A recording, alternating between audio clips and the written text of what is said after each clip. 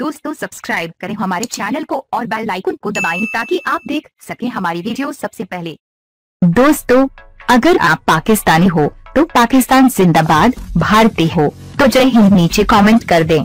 नीज video को like share जरूर करें।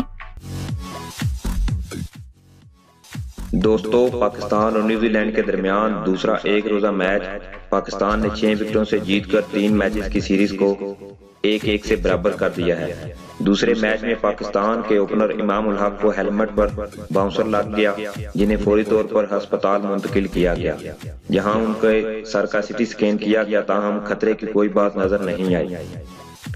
इमाम उल हक को जब गेंद लगा और वो चकरा कर जमीन पर लेट गए तो ऐसे में कीवीज फील्डर उनकी मदद के लिए ना आए, बल्कि हैरानकुन तौर पर दूर खड़े हंसते रहे।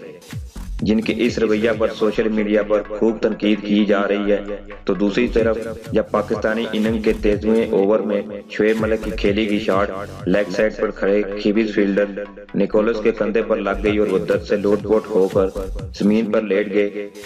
शोएब मलिक ने जब ये मंजर देखा तो वो दौड़कर फील्डर निकोलस के पास जा पहुंचे और उनकी खैरियत दरियाफ्त की। गरचा कीवीज फील्डर इस लम्हा जमीन से उठ बैठे और इंजरी से महफूज रहे।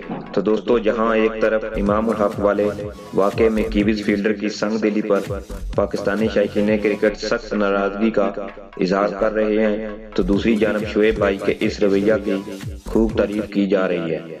आप भी वीडियो देखकर अपनी राय जरूर दें। नीज हमारा चैनल सब्सक्राइब करें। शुक्रिया।